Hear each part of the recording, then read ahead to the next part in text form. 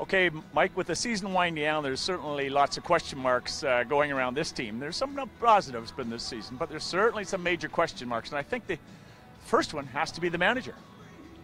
Where's the manager going to go? I've been had a lot of friends ask me that, and if I knew, boy, I tell you. But it seems that Mr. Farrell is not being held on the high pedestal that he once was. You have to wonder about some of his in-game decisions, his in-game managing, and whether Boston really wants to gobble him up. And I think if Boston really makes a push for him, the Jays would be willing to let him go. I think one thing that hurt him too is that the things that mistakes are making, like Laurie, bad base running, the mistakes they were making at the beginning of this season, they're still making in the games 159, 60, 162, you know, on and on, right to the end of the season. That doesn't seem to be changing. No, that's true. And the last couple of days I've been talking to a few veterans that are in this club, and they all say that this team's really hurting from a lack of leadership. They just don't have that craggy old guy that's Chipper Jones type guy that's been in the league for a long time, knows how to play the game, can stand up and really let the young guys have it, blast away when they have their foul-ups.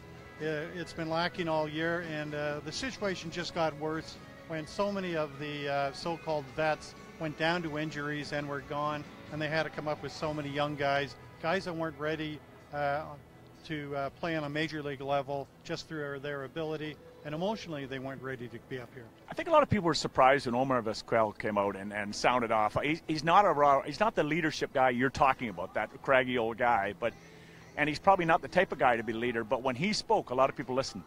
Without a doubt. Omar's been around the block. He's 45 years old. He's a future Hall of Famer. But that leadership has to come from an everyday player, a guy that's in the lineup every day, a guy that has at least 6-7 years in, and the Jays really don't have that, and they suffered for it. It wasn't quite that the inmates were running the asylum, but too many things were let go because they said, oh boy, they're young, and but they can't have a repeat of that. I think the Jays have been put on notice that they can't have a repeat of that, and I don't expect that to be the big problem it was next year. Just to end on this, a little more positive note, since we've been doom and gloom here a bit, who would the 3 or 4 guys you'd keep to build this team around next year?